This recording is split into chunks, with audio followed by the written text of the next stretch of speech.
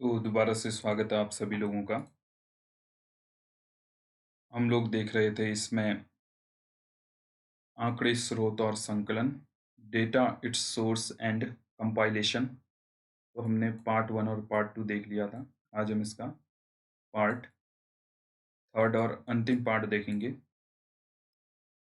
तो आंकड़े स्रोत और संकलन में हमने आंकड़ों के बारे में पता चला था कि जैसे भी न्यूमेरिक फॉर्म में हम किसी भी संख्या को प्रदर्शित कर रहे हैं और उसको सारणीबद्ध कर रहे हैं, उसको टेबुलेशन उसकी कर रहे हैं और उसको एनालिसिस कर रहे हैं डेटा को, हम बार डायग्राम और पाई डायग्राम या आपका फ्लो चार्ट के थ्रू अगर हम किसी भी डेटा को प्रदर्शित कर रहे हैं तो हमारा सॉलिड आंकड़ा दिखाने का एक रिप्रेजेंट करने का एक तरीका बन जाता है। तो उसके बाद हम कुछ चीज़ें हमने छोड़ दी थी। इसमें आंकड़ों के वर्गीकरण हम देख चुके थे। ग्रुपिंग ऑफ डेटा, इसमें हमने देख लिया था 10-10 का ग्रुप हमने बनाया था। 60 हमारे पास स्टूडेंट थे ज्योग्राफी में। तो इस तरीके से ये 60 विद्यार्थियों के पूर्णांक या प्राप्तांक। तो आगे हम बढ़ेंगे वर्गीकरण की प्रक्रिया। तो जो प्रोसेस ऑफ क्लासिफिकेशन है वो किस तरीके से की जाती है उसके बारे में इसमें बात की जाएगी। तो इसमें हम देख लेते हैं, बड़ा ईजी है, इसे आसानी से समझिएगा और एक बार समझ लेंगे तो ये हमेशा के लिए आपके दिमाग में फिट हो जाएगा। जब एक बार वर्गों की संख्या और प्रत्येक वर्ग का वर्ग अंतराल निश्चित कर लिया जाता है, तब कच्चे आंकड़ों को वर्गीकृत किया जाता है।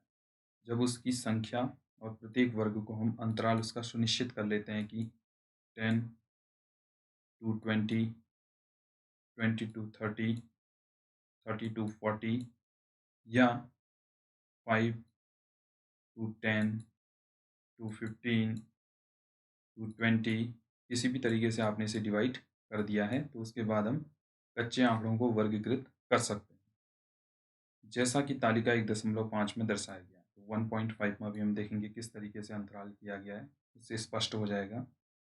यह एक प्रचलित विधि है जिसे फॉर एंड क्रॉस मेथड या विधि या मिलान चिन्ह के नाम से जाना जाता है। तो फॉर एंड क्रॉस मेथड भी इसे हम कहते हैं। तो यहाँ पर 1.5 में दर्शाया गया है। सबसे पहले वर्ग की प्रत्येक इकाई के लिए जिसके अंतर्गत वह आता है, एक मिलान चिन्ह निर्धारित करते हैं। उदाहरण के लिए कच्चे आंकड़ों में पहली संख्या 47 है जो 40 टू 50 के वर्ग में आती है।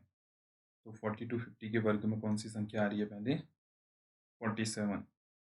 सारणी 1.5 के तीसरे कॉलम में एक मिलान चिन्ह अंकित कर लिया जाता है।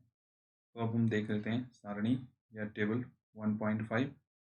आवर्ती प्राप्त करने के लिए बनाए गए मिलान चिन्ह। अब इन मिलान चिन्हों को देखते हैं। वर्ग है हमारे पास, ग्रुप है, रॉ डेटा है, मिलान चिन्ह है और अंतिम में है व्यक्तियों की टोटल संख्या। तो टोटल हमारे पास जो व्यक्ति हैं वो तो 60 हैं, बट 0 टू 10 के ग्रुप में कितने हैं, 10 टू 20 के ग्रुप में कितने हैं, 20 टू 30 के ग्रुप में कितने हैं, 30 to 40, 40 to 50, 50 to 60, 70, 60 to 70, 70 to 80, 80 to 90, 90 to 100। इन वर्गों में कितने आ रहे हैं? क्योंकि यहाँ पर हम देखते हैं कि जितने भी 60 विद्यार्थी हैं इनमें से किसी के अंक कितने आए हैं, 83 आए हैं और किसी के अंक इसमें से आए हैं 9 भी हैं, 2 भी हैं और 83, 84, 90 भी हैं। तो हम इसमें देखते हैं कि 96 भी हैं। सबसे अधिक कितने और सबसे कम कितने, उस आधार पे हम टेबुलेशन करते हैं। तो 100 से कम ही हैं और 0 टू 10 के बीच में, माइनस में कोई नंबर नहीं आते। ठीक, चलिए। तो रॉ डेटा की संख्याएं हमारे पास 0 टू 10 में कितने हैं? 0 टू 10 में टोटल 4 हमारे पास कैंडिडेट हैं। तो हम क्या कर देंगे, 4 क्रॉस इनके लिए लगा देंगे। टोटल व्यक्ति कितने आ रहे हैं? 4। 0 से 10 के ग्रुप हैं, उस ग्रुप में कुल 4 विद्यार्थी हमारे आ रहे हैं जिनके एक के 2 अंक, 2 अंक, 9 अंक और 6 अंक हैं। अगला है 10 से 20 के बीच में कितने विद्यार्थी हैं? तो यहाँ पर टोटल विद्यार्थी कितने आ रहे हैं? 5। यहाँ पर देख लेते हैं कि 10, 15, 18, 12 और 17, 5 है। तो इसमें क्या रूल होता है? 4 एंड क्रॉस मेथड, 1 2 3 4।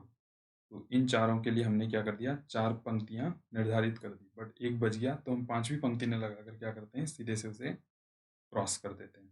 ठीक, इसी तरीके से 20 से 30 में, 20 टू 30 में भी कितने आ रहे हैं? 5। तो 5 में भी हमने सेम कर दिया। और यहाँ पर कितने आ रहे हैं? 30 टू 40 में यहाँ पर आ रहे हैं 1 2 3 4 5 6 7, टोटल कितने हैं 7। तो कितने कर दिए हमने 1 2 3 4 5 6 7। तो इस तरीके से हम आगे को बढ़ा देते हैं। अगला है हमारे पास 6, तो 6 को हम इस तरीके से कर देंगे। अगला यहाँ पर कुछ मिसप्रिंट हुआ है, तो इसे न माने आप लोग। यहाँ पर जो सही है वो मैं आपको बता देता हूँ। 50 to 60 में 10 स्टूडेंट हैं और यहाँ पर 10 टोटल नंबर्स हैं। आप देख सकते हैं 1 2 3 4 5 और 5 यहाँ पर भी है। 5 2 जा 10। तो यहाँ पर हम करेंगे 1 2 1 2 3 4 5। इसको हम क्या कर देंगे क्रॉस। 1 2 3 4 5, इसे भी हम कर देंगे क्रॉस। तो टोटल 10 यहाँ पर ये नंबर बन जाते हैं।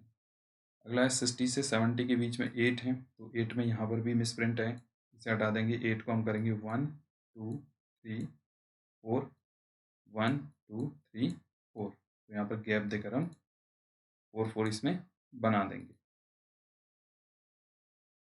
चलिए, 4 दूनी का 8। अगला है यहाँ पर 6, तो यहाँ पर भी कुछ ऊपर नीचे हुआ है। तो 70 से 60 में 6 हैं। 3 2 जा 6, तो 6 के लिए हम क्या करेंगे 1 2 3 4 5 1 6। नेक्स्ट सही है और अगला सही है। तो टोटल नंबर कितने आ रहे हैं हमारे पास 60। फिर इस टोटल को अगर हम जोड़ देंगे तो कितने विद्यार्थी हमारे पास टोटल 60 कैंडिडेट हमारे पास आ रहे हैं। चलिए आगे बढ़ते हैं। तो ये तो रह गई टेबुलेशन करने की बात, किस तरीके से हम क्लासिफिकेशन कर सकते हैं। आवर्ती वितरण, अगला हम देखेंगे आवर्ती वितरण, फ्रीक्वेंसी डिस्ट्रीब्यूशन किस तरीके से किया जाता है उसके बारे में हम चर्चा कर लेते हैं। तालिका 1.5 में हम मात्रात्मक चरों के कच्चे आंकड़ों को वर्गीकृत और उन्हें वर्गानुसार सामूहिक कर चुके हैं। मदों की संख्याएं तालिका 1.5 के चतुर्थ कॉलम में दिए गए स्थान आवर्ती कहलाती है और कॉलम आवर्ती वितरण को प्रदर्शित करता है। यह स्पष्ट होता है तो इसे हम फ्रीक्वेंसी कह सकते हैं। जो ये है इसको हम एफ से प्रदर्शित करेंगे, इसे हम फ्रीक्वेंसी नाम दे सकते हैं, आवर्ती नाम दे सकते हैं। यह स्पष्ट होता है कि एक चर की विभिन्न मदों को कैसे वितरित किया गया है। आवर्तियों को साधारण और संचयी आवर्तियों में वर्गीकृत किया जाता है। तो साधारण और संचयी आवर्ती में इनको हम वर्गीकृत कर सकते हैं, सिंपल और क्यूमुलेटिव। चलिए, अब सिंपल और क्यूमुलेटिव आवर्ती में सिंपल आवर्ती को कैसे बदला जाता है उसको हम देख लेते हैं। पहला है साधारण आवर्ती या सिंपल फ्रीक्वेंसी, जो एफ द्वारा प्रदर्शित की जाती है। तो यहाँ पर एफ से प्रदर्शित की गई है, तो इसका मतलब ये क्या है, सिंपल फ्रीक्वेंसी है या फ्रीक्वेंसी से आप कह सकते हैं। एफ द्वारा प्रदर्शित की जाती है, प्रत्येक वर्ग के व्यक्तियों की संख्या को प्रदर्शित करती है। तो प्रत्येक वर्ग के व्यक्तियों की संख्या को ये दिखाती है। यहाँ पर इसे हमने एक बार साफ कर लेंगे तो दोबारा हमें समझने में आसानी होगी। तालिका 1.6 सभी वर्गों के लिए दी गई आवर्ती का योग दी गई श्रेणी में व्यक्तिगत अवलोकनों के कुल योग को दर्शाता है। सांख्यिकी में यह n संकेत से स्पष्ट किया जाता है। तो सभी व्यक्तियों का कुल योग, अगर टोटल नंबर की बात करेंगे तो उसे हम n से प्रदर्शित करते हैं। जैसे यहाँ पर 60 आ रहा है टोटल, ऊपर भी हमने देखा था, यहाँ पर भी टोटल नंबर n से हमने प्रदर्शित किया था, कितना था 60। ठीक, n और f लगभग बराबर होते किया गया है, जो कि सिग्मा f के बराबर है। इसे sigma f equal to n equal to 60 तालिका 1.5 और 1.6 में की तरह व्यक्त किया गया। तो जो टोटल नंबर हैं और जो टोटल फ्रीक्वेंसी है, दोनों लगभग क्या होते हैं, इजिकल टू होते हैं, बराबर होते हैं। ठीक, तो चलिए अब ये तालिका एक बार देख लेते हैं, आवर्त सारणी जो हमारी बनी हुई है। ठीक, 1.6, तो 0 to 10 में कितने थे, 4 हैं हमारे पास कैंडिडेट टोटल, जिनके 0 to 10 में मार्क्स आए। 10 to 20 वाले 5 हैं। इस तरीके से हमने, ये हो गई नॉर्मल हमारी सिंपल फ्रीक्वेंसी। अब क्यूमुलेटिव फ्रीक्वेंसी जिसे हम बोलते हैं, जो हमारी आवर्त सारणी है या संचयी आवर्ती है, सॉरी संचयी आवर्ती इसे हम कहेंगे। तो ये क्या होगी, इसको ऐड कर दिया जाएगा। ठीक, यहाँ पर आप देखेंगे 4 फर्स्ट नंबर आएगा, बट 4 0 to 20 के बीच में 5 भी आएगा, तो हम क्या कर देंगे 5 4 ऐड करके हम प्लस इसमें 5 ऐड करेंगे, तो कितना हो गया 9। अब क्या करेंगे हम, जो अगली फ्रीक्वेंसी है 20 to 30 वाली, तो हम इसे देखेंगे। यहाँ पर तो 9 आ गया आपका। अगली फ्रीक्वेंसी में हम क्या करेंगे, 9 और 5 को भी हम 9 5 और 4 को ऐड कर देंगे, तो कितना हो जाएगा हमारे पास, सॉरी, हम लास्ट फ्रीक्वेंसी और इसको ऐड कर देंगे, तो 9 और 5 को हम ऐड करें तो कितना हो जाता है 14, तो 14 आ गया।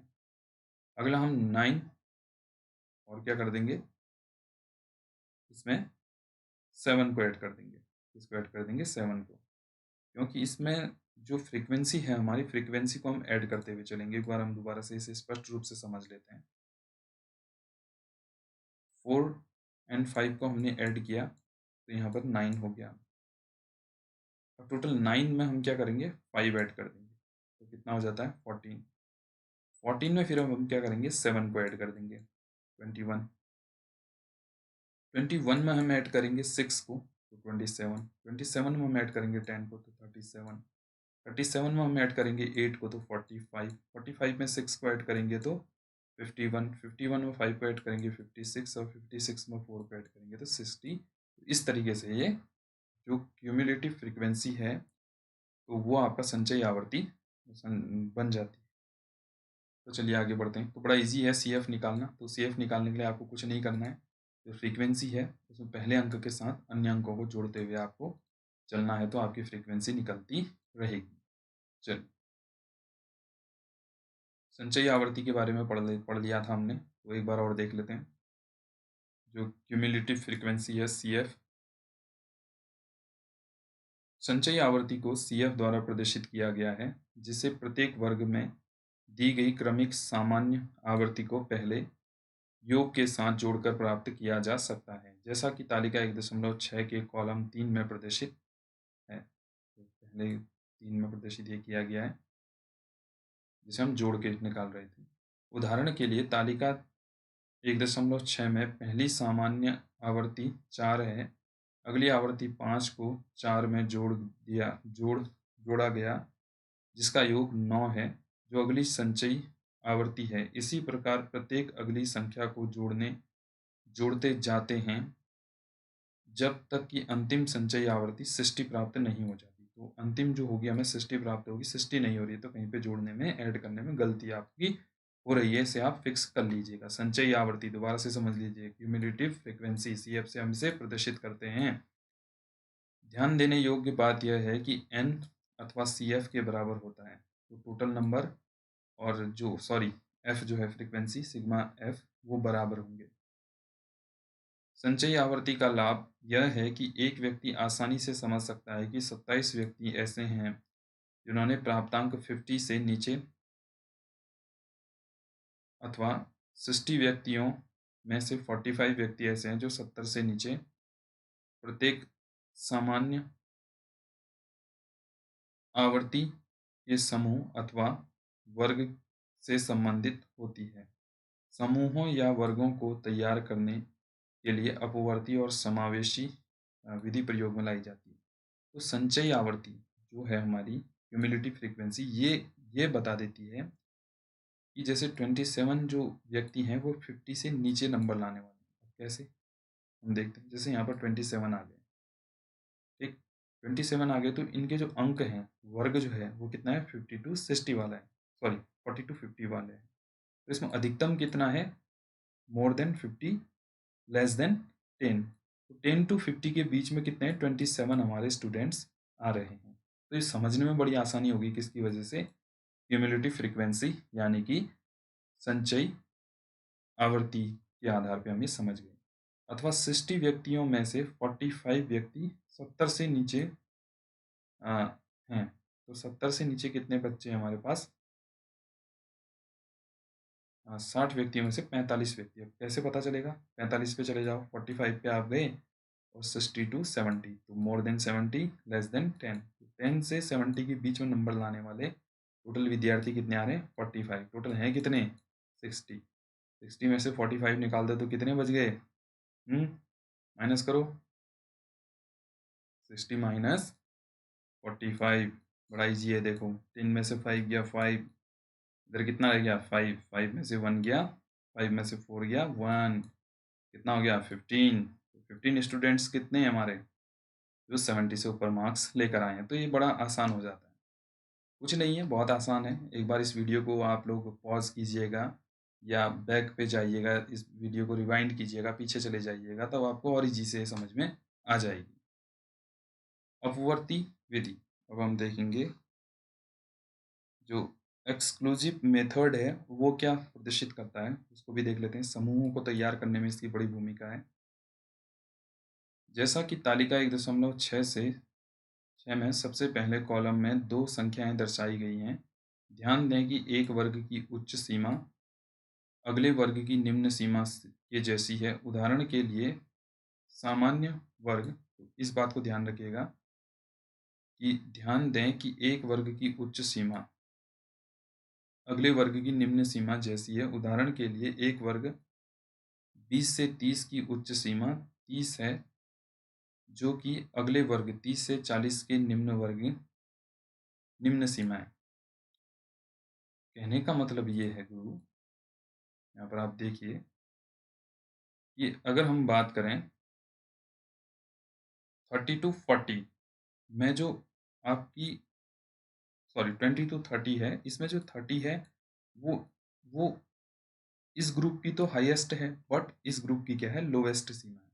जैसे 20 to 30 यहाँ पर हाईएस्ट हो गई और यहाँ पर लोवेस्ट हो गई, क्योंकि 30 से कहाँ तक जा रहा है 40 तक। उसी तरीके से 0 to 10 ये हो गई 0 to 10 की हाईएस्ट, बट 10 to 20 की लोवेस्ट।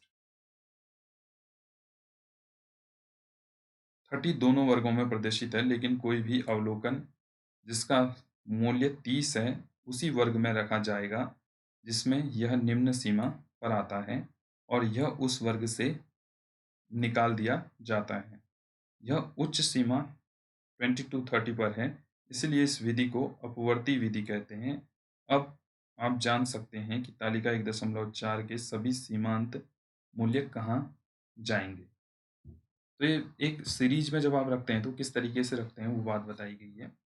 इसे हम और स्पष्ट रूप से समझने के लिए नीचे फिर से तालिका 1.6 देखिए। इसके वर्ग निम्नलिखित प्रकार से व्याख्या की गई है। तो जो बिगिनिंग कर रहे हैं स्टैटिक्स की, स्टैटिक्स आज तक कभी पढ़ी नहीं है, तो उनके लिए बड़ा इजी है। यहाँ पर देखिए 0 और 10 से नीचे, तो 0 और 10 से नीचे यहाँ, लेकिन यहाँ पर कहा नहीं गया है कि 0 to 10 से लेस है, बट यहाँ पर लिख दिया गया, तो इससे आप स्पष्ट रूप से समझ जा रहे हैं। 20 to 30 से नीचे, 40 to 50 से नीचे, 60 और 70 के नीचे। तो इनके नीचे जो अंक आएंगे, जैसे 60 और 70 के नीचे कौन कौन से अंक हो सकते हैं? 61 हो सकता है, 62 हो सकता है, 63 हो सकता है, 64 हो सकता है, 65 हो सकता है, 66 हो सकता है। तो इस तरीके से अलग अलग अंक हो सकते हैं ना। और कहाँ तक हो सकते हैं ये हो सकते हैं 69 तक, 69 तक ये हो सकते हैं। तो इतने अंक होंगे तो हम इसे किस रख देंगे, इस श्रेणी में रख देंगे। वैसे ही इस तरीके से अलग अलग हमने रखे हुए हैं। ठीक,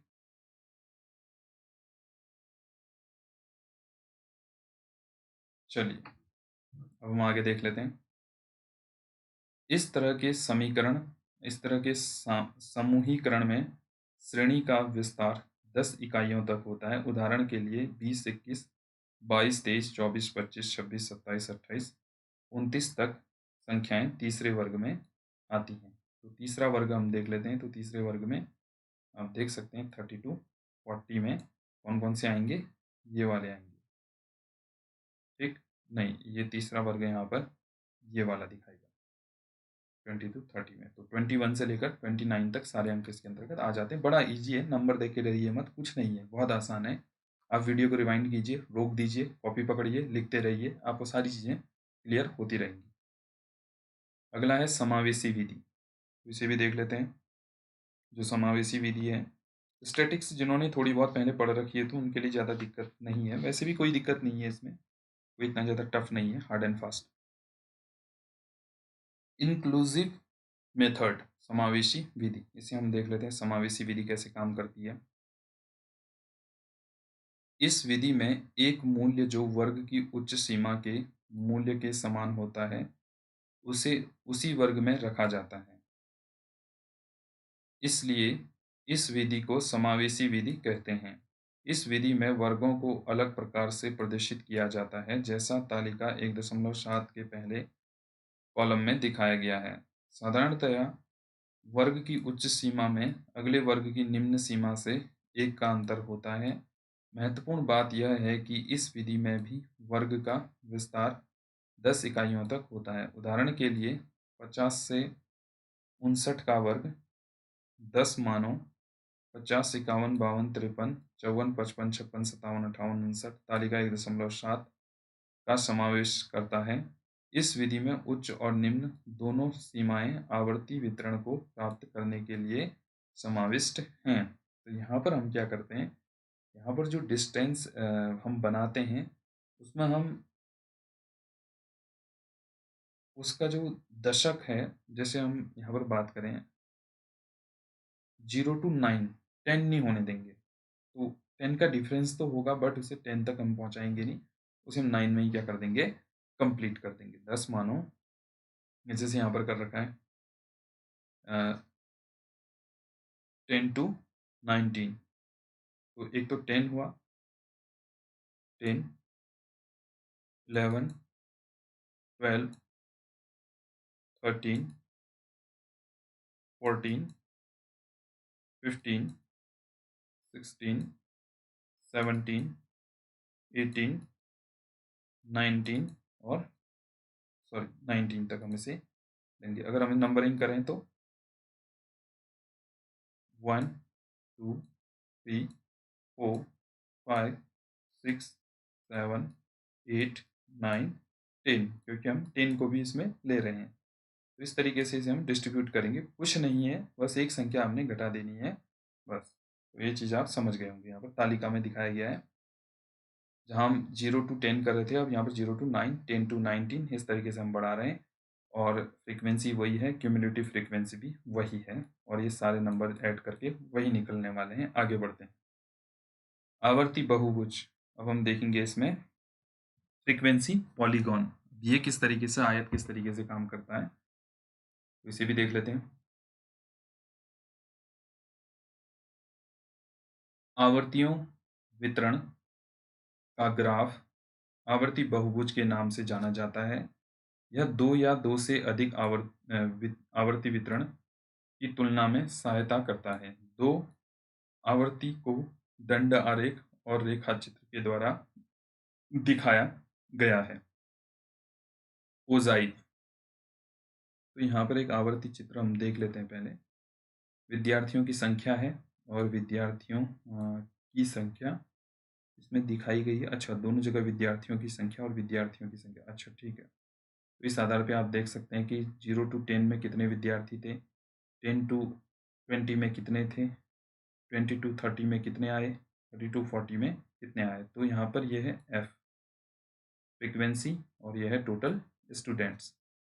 तो टोटल स्टूडेंट्स जो हैं हमारे 0 to 10 में कितने थे, 4। तो देखो जरा 4 थे क्या, फ्रीक्वेंसी में 4 हैं जी।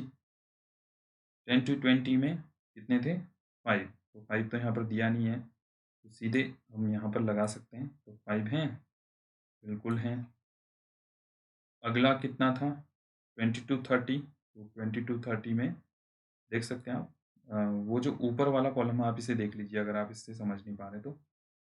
20 to 30 5 हैं, यहाँ पर भी आपको 5 सेम मिलेंगे। फिर 9 आ रहा है, ठीक, सॉरी इसके बाद 7 आएगा, 9 नहीं 7।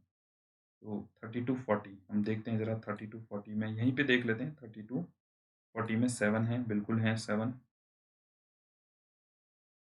अगला यहाँ पर लगभग 6, बिल्कुल 40 to 5, 56। अगला सबसे ज़्यादा है 50 to 60, 50 to 60 में आ रहा है 10, बिल्कुल है 10 तक पहुँच रहा है। तो इस तरीके से हम इसे बना रहे हैं जो हमारा बहुभुज बनता है। किसी भी आयत के थ्रू हमने इसे बना दिया है। मतलब यह है कि ये बार डायग्राम के थ्रू हम इसे दिखा रहे हैं। ठीक? तो इसे आवर्ती बहुभुज कहते हैं। फ्रीक्वेंसी पॉलीगॉन इस तरीके से दिखाया जा सकता है। अगला है ओजाइव। ओजाइव कुछ नहीं है, इसे इसका एक बहुत ज़्यादा टफ इसे समझने की आवश्यकता नहीं है। ओजाइव बस एक लाइन है जो अलग अलग फ्रीक्वेंसी को हमारी या अलग अलग जो हमारे प्रोडक्शन रेट हैं या हमारे जो मूल्यांकन हुआ है, जो अंक प्राप्त हुए हैं हमें, उनकी जो डिफरेंस है उसको एक ग्राफ के द्वारा एक लाइन के थ्रू ये दिखा देता है, जिसे हम ओजाइव कहते हैं। ठीक है ना? ठीक है, तो इसे हम एक बार पढ़ भी लेंगे फिलहाल, क्योंकि हम लाइन बाय लाइन जब चीज़ों को पढ़ते हैं तो हमारे दिमाग में वो चीज़ें स्पष्ट रूप से बैठ जाती हैं। ठीक, चलिए। ओजाइव, जब आवर्ती को जोड़ दिया जाता है उन्हें संचयी आवर्ती कहा जाता है, और जिस सारणी में सूचीगत किए जाते हैं उसे संचयी आवर्ती सारणी कहते हैं। संचयी आवर्ती द्वारा प्राप्त किए गए वक्र को ओजाइव कहते हैं, जिसका उच्चारण ओजाइव है। इसका निर्माण या तो कमतर विधि लेस देन मेथड या अधिकतर विधि मोर देन मेथड द्वारा करते हैं। तो लेस देन मेथड और मोर देन मेथड आगे को हम देखेंगे कि भाई अधिकतर कैसे हो रहे हैं और कमतर कैसे हो रहे हैं। कुछ नहीं है, जनसंख्या अगर बढ़ रही है तो अधिकतर में चले गए, कम हो रही है तो कमतर में चले गए। ठीक, अभी हम डायग्राम के थ्रू अगर देख लेंगे तो उससे हमें और अच्छे से बात समझ में आ जाएगी। कमतर विधि एक बार पढ़ लेते हैं, लेस देन मेथड क्या है। हम श्रेणियों की उच्च सीमा से शुरू करते हैं और आवर्ती को जोड़ते जाते हैं जब तक आवर्तियों को अंकित किया जाता है। हमें एक उभरता हुआ वक्र प्राप्त होता है जो तालिका इतने इतने में दिखाया गया है। अगला है अधिकतर विधि। हम वर्गों को फिर मैं डायग्राम जो हम देखेंगे उसके बाद इस विधि को एक बार पढ़ेंगे तो उससे हमारा स्पष्ट हो जाएगा। अधिकतर विधि को हम देखते हैं मोर देन मेथड को। हम वर्गों की निम्न सीमा के से शुरू करते हैं और संचयी आवर्ती से प्रत्येक वर्ग की आवृत्ति को घटा देते हैं। जब ये आवृत्तियां अंकित की जाती हैं तब हमें एक गिरता हुआ वक्र प्राप्त होता है, जैसा कि तालिका इतने इतने में दर्शाया गया है। कमतर ओजाइव और अधिकतर ओजाइव का तुलनात्मक चित्र प्राप्त करने के लिए ऊपर दोनों चित्रों को इतने इतने संयोजन में जो ये दिए गए हैं, इसमें कुछ ये इन्होंने मिसप्रिंट भी किए हुए हैं बहुत ज़्यादा, तो हम आगे को देखेंगे तो वहाँ से हमें क्लियर हो जाएगा कि कमतर ओजाइव और अधिकतर ओजाइव का तुलनात्मक चित्र भी एक बनाया गया है। चलिए देख लेते हैं। अब यहाँ पर हम देखेंगे आवर्ती वितरण कमतर विधि। तो यहाँ पर लेस देन मेथड दिखाया गया है। तो यहाँ पर कमतर विधि में बताया गया है, यह है क्यूमुलेटिव फ्रीक्वेंसी, और जो कमतर विधि में आ रहे हैं 10 से कम, 20 से कम, 30 से कम, 40 से कम, 50 से कम, 60 से कम, 70 से कम, 80 से कम, 90 से कम, 100 से कम अंक वाले टोटल कितने विद्यार्थी हैं? 60 विद्यार्थी हैं। तो कमतर विधि को हम देखें तो ये ग्राफ पर बनती है बेसिकली, तो इसमें हम दो कॉलम खींच देते हैं इस तरीके से। ये हो गया आपका y कॉलम और ये हो गया आपका x कॉलम। तो यहाँ पर चलिए हम जो इन्होंने बना रखा है इसी में हम समझते हैं। तो ये है आपका y कॉलम और ये है आपका x कॉलम। तो यहाँ पर संचयी आवर्ती इन्होंने दी गई है, तो संचयी आवर्ती में हम इन चीज़ों को प्रदर्शित करते हैं। 0 to 10 to 20 to 30 to 42 52 60 to 70। ठीक, क्योंकि 60 से ज़्यादा मार्क्स वाला विद्यार्थी सॉरी जो 60 से अधिक तो है नहीं, तो हम 70 तक ज़्यादातर इसे लेके जाते हैं। अगर 60 से ज़्यादा होते, 70 से ज़्यादा अंक वाले होते तो फिर हम क्या करते, इसे 70 से ज़्यादा लेके जाते। ठीक, तो जितनी भी संचय आवर्ती में हम लोग रखते हैं, जो सी एफ है उसको हम इधर पे रख लेंगे। ठीक, जो वाई कॉलम है वाई कॉलम में हमने इसे रख लिया सीधे से। ठीक, चलिए जी। अब एक्स कॉलम में हमने रख लिया डिफरेंस को, 10 से कम, 20 से कम, 30 से कम, 40 से 50, 60, 70 और 80 और 90 से 100 तक हम यहाँ चले गए। तो इसे बनाने की विधि क्या रहेगी कि 10 से कम में कितने विद्यार्थी हमारे पास? 4 हैं। तो हमने 0 to 10 to 21 हमने इसे डिवाइड तो कर दिया है 70 तक, बट 4 को हम क्या कर देंगे, इमेजिनरी यहाँ पर कहीं पे क्लिक हम कर दे रहे हैं, क्योंकि 10 से कम में है तो हमने यहाँ पर 10 से कम ले लिया, क्योंकि 10 तो यहाँ पर था, ठीक, लेकिन 10 से कम भी है, उसमें फिक्स नहीं है कितना है, तो हमने 4 स्टूडेंट यहाँ पर रख दिए, और यहाँ पर कितना है, 10 से कम में 4 विद्यार्थी हमारे आ रहे हैं, तो यहाँ पर जो 4 विद्यार्थी हैं वो 4 विद्यार्थी ये हो गए। अगर हम ग्राफ पेपर में बनाएंगे और अच्छे से समझेंगे। उसके बाद आ रहा है 20 से कम, ठीक है ना, तो 20 से कम में कितने विद्यार्थी हमारे पास, तो ये वाली लाइन 20 से कम वाली है 9, तो हम 10 से थोड़ा कम 9 में हम इसे क्लिक कर देंगे। अगला जो है हमारे पास 30 से कम में, तो 30 से कम में कितने विद्यार्थी हमारे पास 14, तो 30 से कम में हमने कहाँ पर लगा दिया, ये हमने लगा दिया इसे यहाँ पर, तीसरी वाली कॉलम हमने लगा दी यहाँ पर, तो ये कितने हैं 14 है, तो 14 के यहाँ पर हमने लगा दिया। 40 से कम में 21, 40 से कम में आ रहे हैं जी 21, तो 21 यहाँ पर लगा दिया, 20 के ऊपर हल्का सा।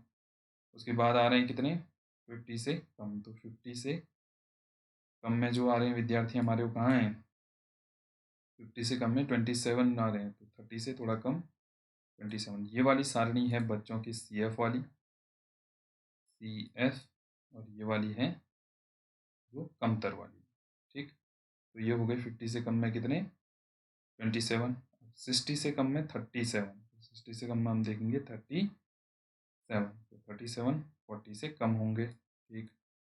उसी तरीके से 70 से कम 45, 70 से कम में आ रहे हैं आपका 45, तो ये 45 40 से 50 के बीच में हमने लगा दिया। ग्राफ पेपर में और अच्छे से समझेंगे, किसी दिन ग्राफ में भी इसे बताया जाएगा जब आपके एग्जाम वगैरह होंगे। आप कमेंट सेक्शन में कुछ लिखेंगे नहीं तो मुझे क्या समझ में आएंगी चीज़ें कि आप पढ़ रहे हैं कि नहीं पढ़ रहे हैं। तो 80 से कम में हम देखेंगे 51, तो 50 से ऊपर एक देख लेंगे हल्का सा, 90 से कम में 56, तो ये हो गया, और इधर पे आ जाता है आपका 100 से कम में 60, तो 60 तक ही। फिर हम क्या करते हैं कि जहाँ पर पहला बिंदु था, पहले बिंदु से लेकर अंतिम बिंदु तक इसे मिला देते हैं। ये तो बन गया क्या, ओजाइव, जो हमने ओजाइव पढ़ा हुआ है। बट ये जो ओजाइव बना है कैसा बना, कमतर ओजाइव बना, लेस देन, ठीक है ना, नीचे से ऊपर को हमने इसे दर्शा दिया जो कि डाउनफॉल को दिखा रहा है, ठीक, कम, ठीक, 10 से कम, 20 से कम, 30 से कम, कमतर, लेस देन। चलिए अब अगला देखते हैं, जो आवर्ती वितरण विधि अधिकतम, ठीक। अब ये मोर देन है, तो मोर देन में भी सेम रहेगा, CF है वो यहाँ पर लिखे जाएंगे सारे के सारे, और ये Y कॉलम माना जाता है, और ये X कॉलम हमारा माना जाता है। तो यहाँ पर भी सेम मेथड हम अपनाएंगे। तो 0 से अधिक, 0 से अधिक कितने विद्यार्थी आ रहे हैं हमारे पास, यहाँ पर 60, तो यहाँ पर हमने क्या कर दिया, 60 में क्लिक कर दिया। पहला क्लिक कितने में आ रहा है, 60 में। दूसरा 10 से अधिक कितने आ रहे हैं हमारे पास विद्यार्थी, 56, तो 56, ये 50, 55 और 56 यहाँ पर लगभग आएगा। अगला आ रहा है आपके पास क्या, 20 से अधिक, तो 20 से अधिक में कौन से कितने विद्यार्थी आ रहे हैं, 51, यहाँ पर मिलाते रहें, 51 है तो यहाँ पर हम 51 में क्लिक करेंगे। अगला 30 से अधिक, तो 30 से अधिक कितने में आ रहे हैं, 45, 45 में क्लिक कर देंगे। 40 से 50 के बीच में 45 आएगा कहीं। अगला है 40 से अधिक, तो 38 है, 40 से अधिक में 38 आ रहे हैं, तो 30 और 40 के बीच में। अगला है 50 से अधिक 28, तो 50 से अधिक में 28 आ रहे हैं, तो यहाँ पर आएगा। अगला है 60 से अधिक में 20, तो 60 से अधिक में 20 आ रहे हैं, तो 20 के बीच में हमने लगा दिया। उसी तरीके से ये मत भूलिएगा कि ये क्या है, हमारे CF हैं, और ये क्या हैं, अधिकतर या कमतर प्राप्तांक हैं टोटल, ठीक है। अच्छा जी, अच्छा 10, 60 से अधिक, तो 60 से अधिक में 20 आ रहे हैं, 20 हमारे हो गए। अगला है 70 से अधिक में 14, तो 70 से अधिक में 14, 10 to 20 के बीच में आ रहा है। अगला है आपका 80 से अधिक में 9, तो 80 से अधिक में 9 है हमारे पास, तो 10 के बीच में आ गया, और 90 से कम में 4 आ रहे हैं, तो 4 ये हो गया। और हमने इस लाइन को यहाँ से मिला दिया इस तरीके से। ठीक, तो ये क्या हो गया, ये बन गया हमारा मोर देन उजाइव। तो मोर देन उजाइव के लिए 0 से अधिक, 10 से अधिक, 20 से अधिक, इस तरीके से हम मिलाते रहेंगे। और लेस देन में कमतर में मिलाते रहेंगे। बड़ा ईजी है। फिर भी समझ में नहीं आता, कमेंट सेक्शन में लिखिए, मैं आपको और अच्छे से इसे बता दूंगा। चलिए,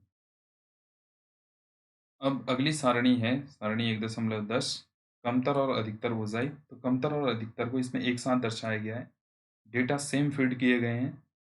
ठीक, आप देख सकते हैं आवर्ती अधिकतम 60, 56, 51, तो यहाँ पर वही है और यहाँ पर भी वही डेटा जो ऊपर वाला है वही डेटा दिखाया गया है। बस आपको जो डायग्राम है सेम डायग्राम बनाना है और उस दोनों डायग्रामों को एक साथ बनाना है और उस आधार पे आपको कमतर और अधिकतर ऊर्जा आपको देखने को मिल जाएंगे यहाँ पर। बड़ा इजी चैप्टर है। तो आज ये हमारा चैप्टर समाप्त होता है। और किसी भी तरीके की कोई क्वेरीज हैं तो आप कमेंट सेक्शन में प्लीज़ लिखिएगा। लॉकडाउन का भरपूर फ़ायदा उठाइए, तो इससे से आपको बेनिफिट भी हो सकता है।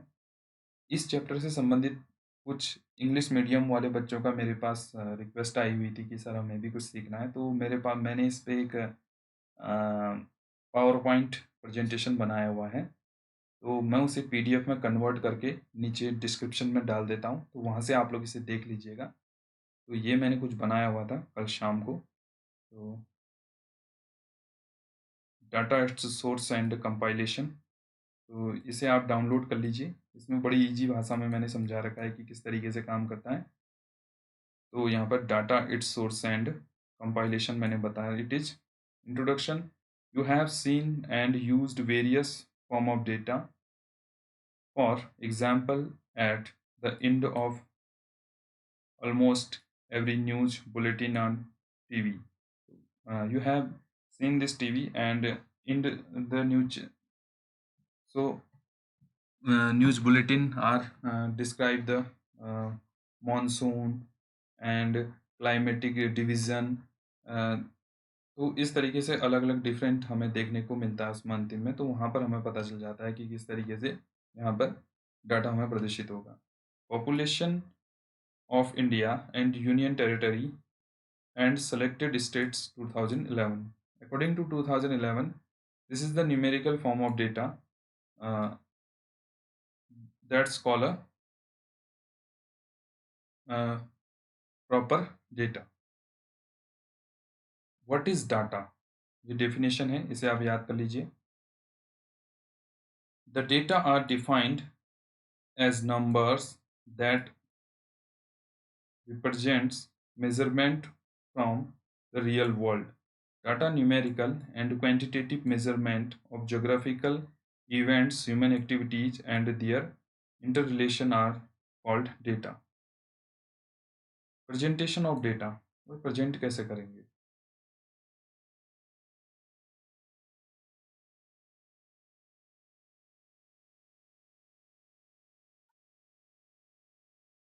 Okay, presentation of data. Tabulation, organization, ठीक, ordering, analysis, conclusions, source of data, primary and secondary source. तो स्टूडेंट्स इसे आप देख लीजिएगा। डाटा दिखाने के तरीके हैं मैंने इसमें बता रखा है। लाइन ग्राफ के थ्रू आप दिखा लें, आप बार डायग्राम के थ्रू आप दिखा लें, आप पाई चार्ट के थ्रू आप दिखा लें। ठीक, चलिए, तो मैं डिस्क्रिप्शन में इसको डाल दूंगा, वहाँ से आप इसे डाउनलोड कर लीजिएगा। मैं इसे पीडीएफ और पीपीटी दोनों में डाल दे रहा हूँ। तो वीडियो को ज़्यादा से ज़्यादा लोगों तक शेयर कीजिए। किसी भी तरीके की कोई क्वेरीज आती हैं तो आप लोग मुझसे पूछ सकते हैं। तो बने रहिए मेरे साथ, तब तक के लिए थैंक यू।